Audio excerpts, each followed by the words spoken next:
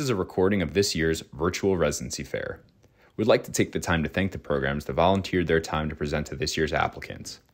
This year's PM&R Scholars Virtual Residency Fair is supported by PM&R Recap and Ultrasound Guidance. PM&R Recap is the leading resource for your physiatry board preparation, clinical preparation, audition rotations, and beyond. PM&R Recap offers 35 hours of review videos, hundreds of review questions, and oral board cases to help you become the best physiatrist that you can be. Head to pmnrrecap.com to learn more. Ultrasound Guidance is the innovative new online ultrasound learning platform that gives you instant access to expert instruction. With rapid scans and complete scans of every joint and peripheral nerve, Ultrasound Guidance is the perfect way to jumpstart your MSK ultrasound learning. Visit ultrasoundguidance.com to learn more. Awesome. So my name's Alyssa Cook. I'm a PGY4, and then I have Arthi with me. Arthi, do you want to start off and talk? Yeah. Hey, everyone. I'm Arthi. I am one of the new PGY3s. So it's weird to say that, but we can just kind of get started and talk a little bit about our program. So just kind of starting off with the basics. We've got 6 advanced programs or positions each year. We do have 3 reserve spots with the St. Joe's Ann Arbor TY program. These are just spots for the candidates that match with us, who also rank the TY program highly. But additional students can definitely match there through like the general spots. We do have home call, and we have this like newer thing called the post-call fatigue policy. So if you are really tired, get very few hours of sleep, just had a rough night, then you can get like a half day where you just kind of rest up, and then other residents will either cover for you if you're on inpatient, or you're just kind of taken off the outpatient clinic for the half day. Our didactics are faculty led, and we have Tuesday morning lectures from 7:30 to 8:30. And then we have Thursday morning lectures from 8 to 11:15, which is protected time. We use Epic as our EMR, and then we have a few different environments where we go and rotate. We go to the VA, we're in like the academic institute, like UH, the main hospital, and then we also have a community hospital along with some outpatient clinics. So going into the leadership, this is our current chair, Dr. Hurwitz. We are getting a new chair this year, but our program director, Dr. Hearn, and our associate program director, Dr. Wernema, are going to be staying the same. And also, Dr. Hearn is joining us today towards the end of our presentation to kind of share her few tips of why she, really appreciates our programs and our strengths. Mm-hmm.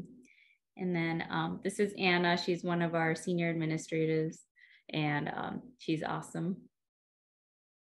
And just a couple of pictures of my class, the PGY3 class, and then Alyssa's class, the PGY4. So I'd say we like to have fun. We went bowling, and then most recently we went to like this big warehouse where we did axe throwing and go-karting. And then down in the right, you can see our new PGY2s. We just had a welcome barbecue a couple days ago. So that's all of them down there. Yeah, and that axe throwing and go-karting, it was like a resident appreciation day we have every year towards the end. So we all get together and try to get all of our work done within the half day, and then the attendings kind of cover, and we get to kind of just have fun, which is awesome. So going into our sites now, we opened a rehab unit in 2020 over at Chelsea Hospital. A few of the sites that are pictured here, we've got the main hospital and then BA in Chelsea. And we have an adult inpatient rotation at Chelsea as well as the University Hospital. We are currently growing the Chelsea Center, and we're hoping that the remainder of the adult inpatient rehab, including cancer and spinal cord rotations, will be moving there by the time you guys would come. So this way it'll unite the adult inpatient rehab together at one site. And so then all the residents and faculty are all sharing one teaching space. And so currently the target is for the 2024 to 2025 year. aiming for about 40 or so beds. Regarding the inpatient clinical rotations, you get pediatric rehab, you have spinal cord injury, there's also the traumatic brain injury and stroke rotation, and then there's cancer, medically complex. You can do stroke and brain injury consults along with O&P consults. And then a newer rotation as of this year is the floor senior, where they're overseeing the more junior resident on the inpatient rotation. And they're just kind of helping with anything else, like regarding like touching base with consultants, orders, things like that, and just making sure things are all teed up. And then over at St. Joe's Trinity Health in Ann Arbor, you will rotate with them as well. And each of these rotations are 2 months. Yeah, and just an extra step. So a big thing about U of M is that we have really medically complex patients. And I think that's a strength of ours, is that we get to become comfortable with these patient populations. We're having transfusions daily. We have double lung transplants who are on dialysis, and heart transplants and LVADs. And while that can sound kind of overwhelming, it really sets you up to be able to flourish anywhere. And of note too, the floor senior is a new thing that our residents said they really felt like they were missing, that kind of IM senior that can kind of help introduce you to the world of rehab, because most of the time it's just you and the attending, but that's a big transition to make. So our program listened to us and kind of took out a rotation that was less helpful for us and made this rotation. So I think it really shows the program's, willingness to listen to us. We have call around 55 to 65 call days. They're more heavily put in the PGY 2 year.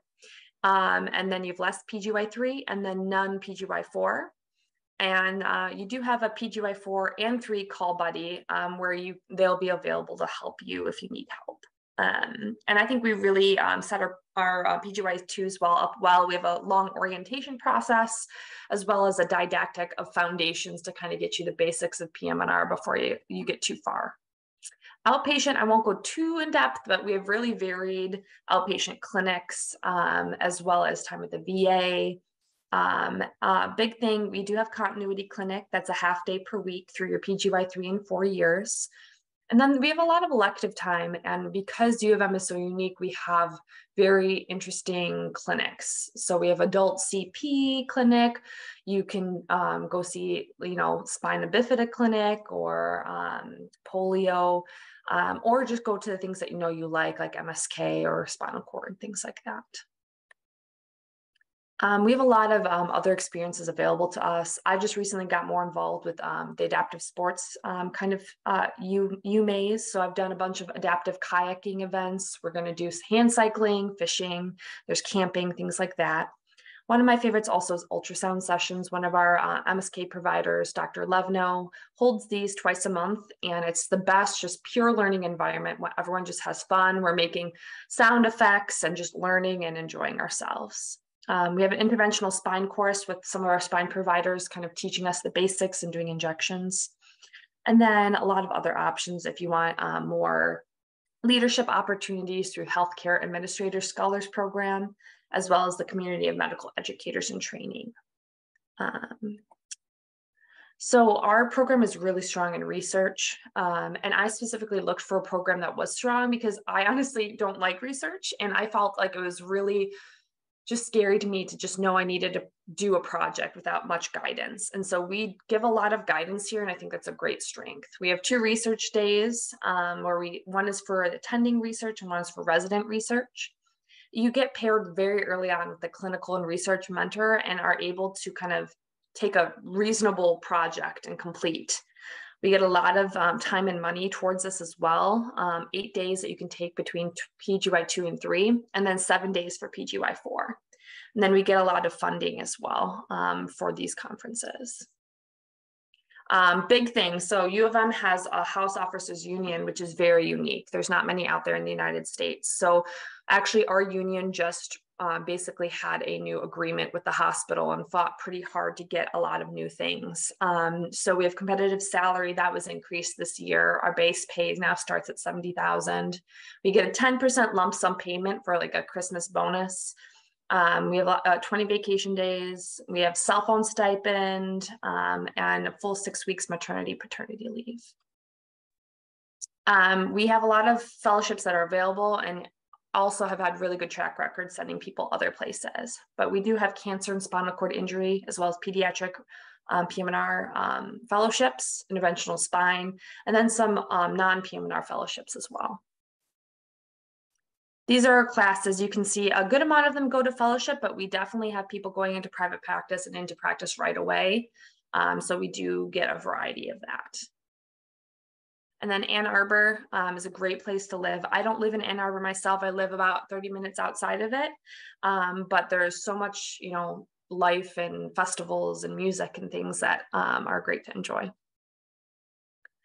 So particularly what I think our strengths are is we really have a strong outpatient and MSK in sports. Our attendings are so knowledgeable and unique, and you get amazing experience with ultrasound and procedures.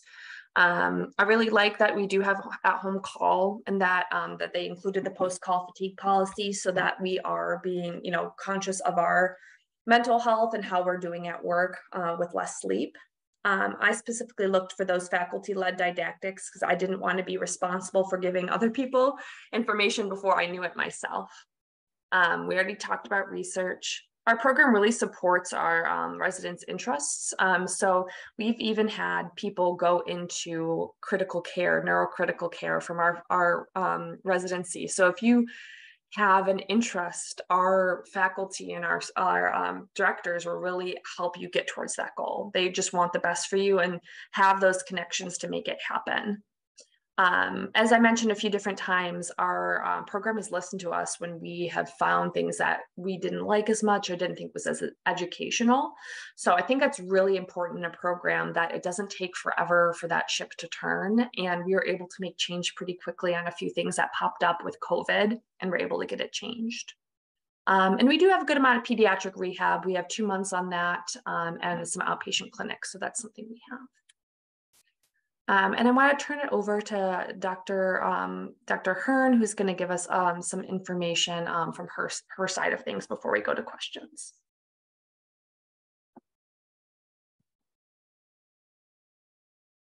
I'll let her. I managed to mute and unmute. Okay. Awesome. Thank you, Alyssa. Thank you, Arthi, for being here and for presenting our program. I thought I'd take just a few minutes to present a Take 5 top highlights of the program from a program director perspective. So yeah, I'm Sandra Hearn. Number 1 for our program, mentorship and expertise. We have a big, broad faculty. We have more than 40 physician faculty, more than 80 faculty when we count our researchers, our PhD faculty, and psychologists. And our faculty really enjoy building relationships with residents, investing in their success. Every resident gets a one-to-one mentor early in the year as a PGY2. And for many, that's a mentoring relationship that stays with them through the program, through their time here. The group as a whole is also positioned for impact in our communities and nationally. And that's something that I wasn't aware of when I was a student looking at places. Really seeing our faculty out there presenting at the national organizations. Are they writing articles? Are they out there in communities advocating for individuals with disabilities, or whatever your interest area happen to be? We have faculty who are active in the major subspecialty societies. So that means that if you have interest, they can say, hey, we have an idea for a case report, a poster presentation, and you can get in on these things. We have sports medicine physicians for University of Michigan teams, EMU teams, which is Eastern Michigan University, a nearby university with sports. We send residents and faculty to the National Veterans Wheelchair Games, which rotates through different cities each year. And we have faculty teaching and leading core material in the medical school. So one of our strengths is that faculty can help unlock opportunities, make things happen. Number 2 that I'd highlight is a sense of value and belonging. I think and hope that here at University of Michigan, people find that they have the potential to carve their own path and make their own impact, whatever that means to them. Excellence and impact should be valued in many forms, and we should have different ways to get involved, bring one's own passion. So since my time as a program director in 2018, We've had residents who go deeply down the research route. Dr. Cook has actually done a randomized control, or has done a trial and presented it nationally at AAPM&R. We've had residents who've published 7 papers in their time here. We've had residents do other things other than research and academics. A resident who graduated in the year prior participated in the Healthcare Administration Scholars Program, which is a broad certificate program offered to residents here at the University of Michigan across specialties. And she graduated and applied for a $20,000 grant from the Ann Arbor Community Foundation and got it. We had a resident whose mission really was to further adaptive sports for individuals with disabilities. At his graduation a couple of years ago, we had a full table of guests where all his team of adaptive sports playing athletes, they filled up a whole table to cheer him on for graduation. So just a lot of different missions, different impacts, and these are your residents, your colleagues, people you're having lunch with and exchanging stories with. Hey, Dr. Hearn, you have about 5 minutes left. 5, okay. Number 3, flexibility. We have 3 elective months, 2 Jeopardy months, which essentially function as elective if you're not pulled to cover the floors, and 1.5 months of research. So that's about 5.5 months that are completely tailored to your interest areas. You can build your interest areas and experiences yourself, or you can tell our program administrator, Anna, and say, I'm interested in spinal cord injury. I'm interested in peds rehab. Build me an elective. And she will pull together interesting and broad opportunities for you. It enables each resident coming through here to have a very different experience and to take advantage of the different mentoring opportunities. Number 4 is our leadership model, my colleagues. Here at Michigan, we developed and we use what I call an educational faculty leadership model that empowers subspecialty faculty to innovate and lead. So specifically, we have 9 educational faculty leads who have both clinical expertise in a niche area and a passion for education and curriculum development. And then we literally place that curriculum development and design in their hands. So what that means is didactics are led by people who are up to date on the literature and who value those interactive teaching methods. Your educational experiences, from the fluoroscopy suite to the spinal cord injury floors, are built by faculty who intimately know that environment and its challenges. It's not built by me, an electrodiagnostician sitting in the EMG lab. And then 5, most of all, saving the best for last, is our residents. Our residents are energetic, passionate, caring.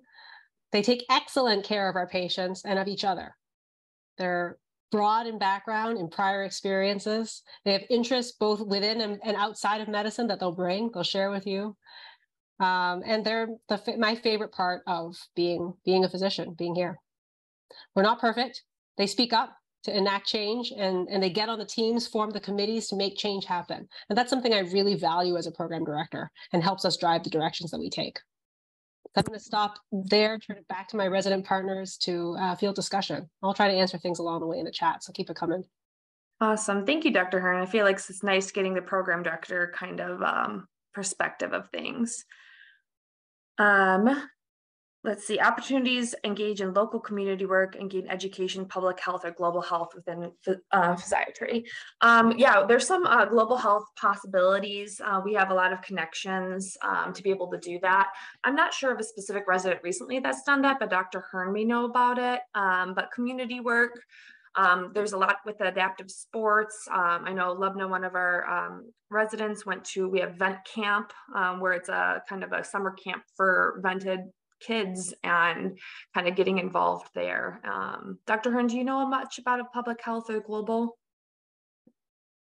We haven't had someone recently do sort of a global initiative, a global health type of a rotation in the recent past. We did have someone somewhere in the years of 2015 to 17 who did some work there. We have some faculty and some emeritus faculty who have work going in various other countries. I think Ghana might be one of them, but we can certainly put out feelers and explore. Yeah, and we have a lot of those connections. I know at PM&R this year, one of my co-residents, just mentioned he was interested. And then, one of the faculty was like, oh, well, I'm going to have a dinner with these people tonight. Like, would you like to come? And there's just, you don't like to think that medicine and going into the future is so much about connection and who people know, but it really is. I'm currently applying for spinal cord injury, and just the amount of programs that our attendings have connections with and are able to, help me with those connections has been really, really beneficial. All right, and you guys have time for one more question. See if I can see. When do residents get exposure to pediatric? So we have 2 inpatient months. They're kind of spread. I have one my PGY 2-year, one my PGY 3-year, and then you can have subspecialty time in those clinics. Actually, our co-resident Lubna is interested in pediatrics, and so her continuity clinic for the last, I think, half of her PGY 4-year is going to be pediatric rehab. So if that's an interest of yours, we can definitely tailor that and then get more of those experiences for you. But you can kind of get scattered throughout your residency. Awesome. I appreciate everyone coming out. I know it's late, so thanks for listening to the program.